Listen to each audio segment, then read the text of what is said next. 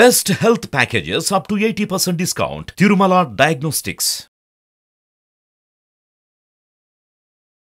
నమస్తే, welcome to Suman TV. ఈ రోజు మనతో పాటు ఉన్నారు ప్రముఖ జ్యోతిష్యులు బ్రహ్మశ్రీ నందిబట్ల శ్రీహరి శర్మ గారు, కాశీలో శ్రీ కామాక్షి నిత్య అన్నదాన ఆశ్రమ నిర్వాహకులు.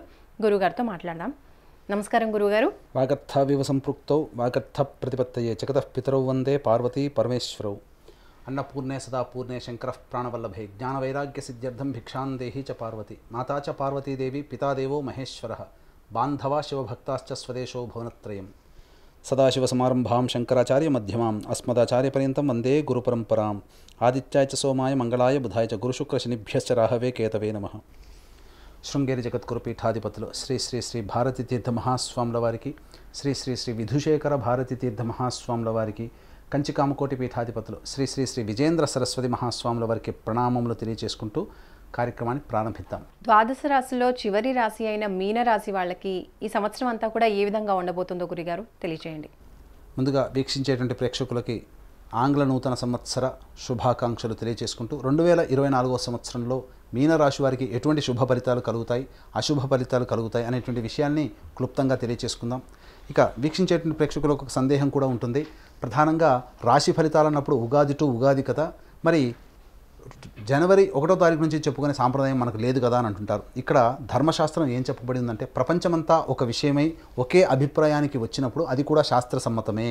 కాబట్టి ప్రపంచమంతా కూడాను నూతన ఆంగ్ల సంవత్సరంగా జనవరి 1వ తారీఖు నుంచి లెక్క పెట్టుకుంటుంది. కాబట్టి మనము కూడా ఈ సంబంధించినటువంటి గ్రహాల యొక్క స్థితిగతులని అంచనా వేసుకుంటూ జనవరి 1 నుంచి డిసెంబర్ 31వ తారీఖు వరకు ఉన్నటువంటి గ్రహాల యొక్క సంచారాన్ని అనుసరించి మనం ఈ సంబంధించినటువంటి రాశి ఫలితాలు మనం చెప్పుకుంటున్నాం. కాబట్టి దీన్ని ఆ విధంగానే ఆంగ్ల సంవత్సర ఫలితాలుగానే మనం భావిస్తూ మనం తెలియజేసుకుందాం. ముందుగా గమనించుకున్నట్లయితే ప్రధానంగా నవగ్రహాల్లో అత్యంత దీర్ఘకాలిక గ్రహాలు గురువు, శని, రాహువు, కేతువు. గురువు ఒక్కొక్క రాశిలో ఒక్కొక్క సంచారం, శని 2.5 సంవత్సరాల పాటు ఒక్కొక్క రాశిలో సంచారం జరుగుతూ 1.5 సంవత్సరాలు ఒక్కొక్క రాశిలో రాహుకేతుల సంచారం జరుగుతున్నటువంటి కారణం చేత ప్రధానంగా ఈ 2024 సంవత్సరానికి సంబంధించినటువంటి పూర్తి టైంని మనం 3 టైమ్ జోన్స్గా మనం పెట్టుకున్నట్లయితే ప్రధానంగా 1వ తారీఖు జనవరి నుంచి 2 మే వరకు కూడాను గురువు మేషరాశిలో సంచారం, అలాగే 2 మే నుంచి డిసెంబర్ మొత్తం వరకు కూడాను గురువు వృషభ రాశిలో సంచారం, శని కుంభరాశిలో సంవత్సరం అంతా కూడా సంచారం, రాహుకేతులు మీన కన్యా రాశుల్లో ఈ సంవత్సరం అంతా సంచారం జరుగుతున్నటువంటి కారణం చేత మీనరాశి వారికి ప్రధానంగా కొంత శుభ అశుభ ఫలితాలు పొందేటువంటి అవకాశాలు ఎక్కువగా ఉన్నాయని చెప్పవచ్చు. ఇక గమనించుకున్నట్లయితే ప్రధానంగా ఈ మీనరాశి వారికి ఏలినాటి శని ప్రభావం ప్రారంభమైంది. కాబట్టి ఈ ఏలినాటి శని ప్రభావం వలన కొన్ని ప్రయత్నాల్లో ఆటంకాలు అనేటువంటివి సహజంగానే ఉంటాయి. అయితే ఎప్పటి వరకు ఉంటాయి? జీవితం అంతా, సంవత్సరం అంతా అలా విధంగా ఉంటుందనంటే ఆ విధంగా ఉండదండి. ప్రధానంగా గమనించుకున్నట్లయితే రాష్ట్రాధిపతి అయినటువంటి గురువు మీద పాపగ్రహమైనటువంటి శని వీక్షణ ఉండడం ఈ ప్రభావం చేత మే 2వ తారీఖు వరకు కూడాను అనుకూలమైనటువంటి సమయం అనేటువంటిది కాదు. ప్రధానంగా గమనించుకున్నట్లయితే ధనపరమైనటువంటి సమస్యలు వచ్చేటువంటి అవకాశం, కుటుంబ సభ్యుల మధ్య విభేదాలు ఏర్పడడం, మీ యొక్క వాక్కుకి విలువ లేకపోవడం, తద్వారా ఇబ్బందికర పరిస్థితులు అనేటువంటివి తలెత్తుతాయి. అలాగే చేస్తున్నటువంటి వృత్తి, ఉద్యోగ, వ్యాపారాల్లో నష్టాలు చవిచూ చూడడం, అలాగే ఉన్నటువంటి ఉద్యోగాన్ని వదిలి వేరే మారాల్సినటువంటి పరిస్థితులు ఈ యొక్క మే 2 వరకు కూడాను ఏర్పడేటువంటి అవకాశాలు ఉన్నాయని చెప్పవచ్చు. ఇక గమనించుకున్నట్లయితే ప్రధానంగా శత్రు సమస్యలు పెరిగేటువంటి అవకాశాలు ఈ యొక్క మీనరాశిలో జన్మించినటువంటి వారికి మే 2 వరకు ఉంటాయి. న్యాయవాద కోర్టు సంబంధించినటువంటి విషయాల్లో మీకు అనుకూలంగా తీర్పు రాకపోవడం, కాబట్టి కాంప్రమైజ్ అయ్యేటువంటి ధోరణి ఏదైతే ఉంటుందో మే 2 తర్వాత పెట్టుకునే ప్రయత్నాలు చేయండి. ఖచ్చితంగా మీకు అనుకూలమైనటువంటి తీర్పు లభిస్తుందని చెప్పవచ్చు. ఇక గమనించుకున్నట్లయితే ప్రధానంగా మీనరాశి వారికి విదేశీ విద్య, విదేశీయానానికి సంబంధించిన చేయ ప్రయత్నాలన్నీ కూడాను ఇబ్బందికరంగా మారుతాయి మే 2వ తారీఖు వరకు.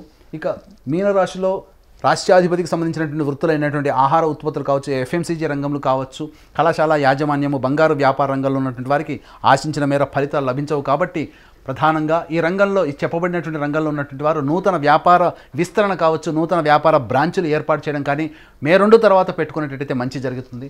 అలాగే ప్రధానంగా ఈ మీనరాశిలో జన్మించినటువంటి సినీ రంగంలో ఉన్నటువంటి వారికి కొంత ఇబ్బందికర పరిస్థితులు ఎదురయ్యేటువంటి అవకాశాలు ఉంటాయి. అంది వచ్చినటువంటి అవకాశాన్ని మీరు వినియోగించుకోలేకపోతారు, తద్వారా మీరు మిస్ అవుతారు. మీరు మిస్ అయినటువంటి ప్రాజెక్టులన్నీ కూడాను బయట చేసినటువంటి వ్యక్తులకి గౌరవం లభిస్తుంది. ఎందుకు మిస్ చేసుకున్నాననేటువంటి ఆలోచన మీకు మిస్ చేసుకున్న తర్వాత తెలుస్తుంది. కాబట్టి మీరు తీసుకునేటువంటి నిర్ణయాల్లో ఆచితూచి స్పందించే నిర్ణయం తీసుకున్నట్లయితే మీనరాశిలో జన్మించినటువంటి సినీ రంగ ప్రముఖులకి మంచి ఆదాయం లభిస్తుంది, మంచి కీర్తి ప్రతిష్టలు పొందుతారని చెప్పవచ్చు. ఇక ప్రధానంగా చూసుకున్నట్లయితే రాజకీయ రంగంలో ఉన్నటువంటి వారికి మే 2 వరకు కూడాను అనుకూలమైనటువంటి సమయం కాదు. కాబట్టి ఎక్కువగా శ్రమ కోర్చితే తప్ప నిజాయితీతో కనుక ఉంటేనే రాజకీయ రంగంలో ఉన్నటువంటి వారికి కీలకమైనటువంటి పదవి ఈ మే 2 లోపల లభిస్తుంది. కాబట్టి నిజాయితీతో ఉండండి, చక్కటి పదవి మీకు లభిస్తుంది ఈ మీనరాశిలో జన్మించినటువంటి పొలిటికల్ లీడర్స్కి. ఇక గమనించుకున్నట్లయితే ప్రధానంగా ఎప్పుడు కూడా ఈ విధంగా కష్టాలు నష్టాలు అంటారా, ఎప్పుడు కూడాను కష్ట నష్టాలు ఉండవు. పగలు ఉంటుంది, రాత్రి ఉంటుంది. అయితే అనుకూలమైనటువంటి సమయం అంతా కూడాను మే 2 తర్వాత ప్రారంభమవుతుంది. మీనరాశికి తృతీయ స్థానంలో గురు సంచారం వృషభ రాశిలోకి సంచారం జరుగుతుండడం, ఈ కారణం చేత శని ప్రభావం నుంచి గురువు విడిపడిపోవడం, తద్వారా మొక్కవోని ఆత్మధైర్యంతో మీరు ముందడుగు వేస్తారు. మీకు ఎవరు కూడాను అన్ని రకాలైనటువంటి సహాయ సహకారాలు ఇతరుల నుంచి మీరు పొందుతారు. అలాగే సినిమా రంగంలో ఉన్నటువంటి వారికి మే 2 తర్వాత మంచి అవకాశాలు లభిస్తాయి. తద్వారా మంచి ప్రాజెక్ట్స్లో మీడియా రంగంలో ఉన్నటువంటి వారు, సినిమా రంగంలో ఉన్నటువంటి వారు మంచి ఫలితాలు పొందుతారని చెప్పవచ్చు.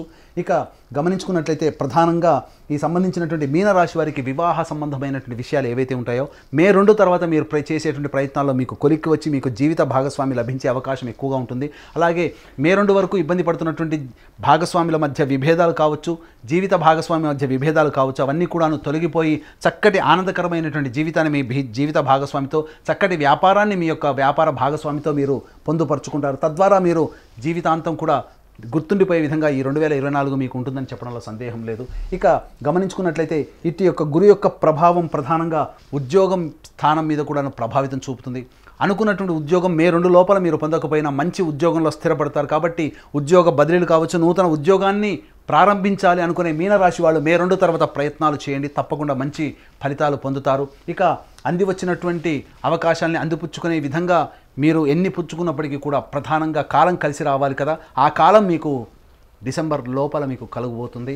21 అక్టోబర్ నుంచి 31 డిసెంబర్ వరకు ఉన్నటువంటి కాలము అనుకూలమైనటువంటి కాలం. సర్వ విధాలుగా మీనరాశిలో జన్మించినటువంటి వారికి సంపూర్ణమైనటువంటి యోగ్యత కలుగుతుంది. మీ యొక్క సంతానం అభివృద్ధిలోకి రావడం మీరు ఆనందించేటువంటి విషయంగా చెప్పవచ్చు. అలాగే ఆరోగ్యంతో ఇబ్బంది పడేటువంటి వాళ్ళకి ఆరోగ్య సంబంధించినటువంటి ఇబ్బందులు తొలగిపోయి ఆనందకరంగా జీవితాన్ని పొందేటువంటి అవకాశం ఉంటుంది. మంచి వైద్యుడు కానీ మంచి మందు కానీ మీకు 21 అక్టోబర్ నుంచి డిసెంబర్ లోపల మీకు అందుబాటులోకి వస్తుంది. తద్వారా మీరు అనుభవిస్తున్నటువంటి రోగాలకి చెక్ పెట్టేటువంటి అవకాశం డిసెంబర్ 31 లోపల, అనగా 21 అక్టోబర్ నుంచి డిసెంబర్ 31 లోపల కలుగుతుందని చెప్పవచ్చు. ఇక గమనించుకున్నట్లయితే ఈ మీనరాశి వారికి ఎన్ని ఇబ్బందులు లేనప్పటికీ కూడాను రాహుగ్రహ ప్రభావం చేత అమితమైనటువంటి ఆత్మవిశ్వాసంతో ముందడుగు వేస్తారు. అదే మీ యొక్క ఆయుధంగా మీరు ఉపయోగించుకోండి. తద్వారా మీ ఆత్మవిశ్వాసాన్ని ఎక్కడా కోల్పోకుండా మీరు కనుక ప్రయత్నం చేసినట్లయితే చక్కటి జీవితాన్ని మీరు పొందుతారని చెప్పవచ్చు. మే 2 వరకు కూడాను ప్రధానంగా అనుకూలమైనటువంటి సమయం కాని కారణం చేత గొప్ప గొప్ప ప్రయత్నాలు చేపట్టకుండా ఉండడమే చాలా మంచిది. మే 2 తర్వాత మీరు చేసేటువంటి ప్రయత్నాల్లో గురు అనుగ్రహము, అటు సంబంధించినటువంటి యోగ్యత మీకు కలగడం చాలా ఆనందదాయకంగా ఉంటుంది. అలాగే విదేశీయానం, విదేశీ ప్రయత్నం చేసేటువంటి ప్రయత్నంలో ఉన్నటువంటి వాళ్ళు అక్టోబర్ కల్లా మీరు విదేశంలో స్థిరపడిపోతారని చెప్పడంలో సందేహం లేదు. ఇక గమనించుకున్నట్లయితే కోర్టు ఇతరత్ర వ్యవహారాల్లో కాంప్రమైజ్ ధోరణికి వచ్చి మీరు అనుకూలంగా మీకు తీర్పు అనుకూలంగా రావడం, మీకు ఫేవరబుల్గా మీకు పనులు జరగాలి అని అనుకుంటే మే 2 తర్వాత మీరు ప్రయత్నాలు ప్రారంభించండి. 21 అక్టోబర్ తర్వాత మీకు అనుకూలమైనటువంటి సమయం మీకు ఆసన్నం అవుతుంది. ఆ సమయాన్ని దృష్టిలో పెట్టుకొని మే 2 నుంచి మీరు చేసే ప్రయత్నాలన్నీ కూడాను అనుకూలంగా ఉంటాయని చెప్పవచ్చు. ఇక గమనించుకున్నట్లయితే ప్రధానంగా నూతన వ్యక్తుల యొక్క పరిచయ ప్రభావం మీ జీవితాన్ని అభివృద్ధి బాటలోకి మే 2 తర్వాత మీరు అనుభవిస్తారు. తద్వారా ఒక వ్యక్తి మీ జీవితాన్నే మార్చే గతిగా మారుతుంది. తద్వారా మీరు మంచి జీవితాన్ని పొందుతారని చెప్పవచ్చు. ఇక గమనించుకున్నట్లయితే ప్రధానంగా ఈ యొక్క 21 అక్టోబర్ నుంచి మీకు ఆరోగ్యం కుదుటపడుతుంది. అలాగే మీరు స్పెక్యులేషన్ రంగంలో ఉన్నట్లయితే మంచి యోగాన్ని పొందుతారు. ప్రధానంగా మనకు శత్రువయ్యే మనకు ఎదురొట్టి సలాం కొట్టే స్థితి 21 అక్టోబర్ నుంచి డిసెంబర్ వరకు ఉంటుంది. కాబట్టి శత్రువులు సైతం మీకు ఆనందదాయకమైనటువంటి నిర్ణయాలు తీసుకొని మీకు అనుకూలంగా మారుతారు. కాబట్టి అనుకూలమైనటువంటి సమయం 21 అక్టోబర్ నుంచి డిసెంబర్ వరకు కూడా ఉంటుంది. కాబట్టి జాగ్రత్తగా మీ యొక్క ప్రణాళికల్ని ఆ యొక్క ప్లాన్ ప్రకారం కనుక మీరు పొందుపరుచుకున్నట్లయితే మంచి విషయాలు, మంచి ఆనందాన్ని పొందుతారని చెప్పడంలో సందేహం లేదు. ఏ తర్వాత ఈ మీనరాశి వారికి సంబంధించి చెప్పొచ్చేది ఏంటంటే మే 2 వరకు కూడా కాస్త సంయమనం పాటించండి. మే 2 నుంచి 21 అక్టోబర్ వరకు మీరు ప్రయత్నాలు గట్టిగా చేయండి, దైవానుగ్రహాన్ని పొందే ప్రయత్నం చేయండి.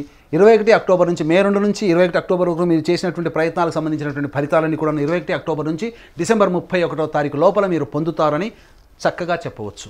మీనరాశి వాళ్ళు చేయవలసిన దైవారాధన గురించి తెలియజేయండి గురుగారు. మీనరాశి వారు దేవతారాధన ప్రధానంగా సుబ్రహ్మణ్య స్వామి ఆరాధన చేయాలి, అమ్మవారి ఆరాధన చేయాలి. కాబట్టి మీకు సమస్య కలిగినప్పుడు అమ్మవారికి సంబంధించి ప్రతిరోజు కూడాను సంధ్యా సమయంలో అమ్మవారి పసుపుతో అమ్మవారి గౌరీ ముద్దను తయారు చేసుకొని గౌరీ సహస్రనామాన్ని పారాయణం చేసి 3 ముత్తైదులకి అలంకరణ వస్తువులు ఇవ్వండి.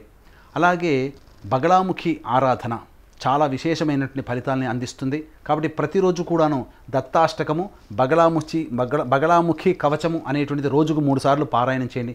కష్టము కలిగినప్పుడల్లా ఈ విధమైనటువంటి దైవ అనుగ్రహాన్ని పొందే ప్రయత్నంలో భాగంగా చెప్పినటువంటి పరిహారాలని ఒక 21 రోజుల పాటు పాటించండి. తప్పకుండా మీకు మంచి జరుగుతుంది.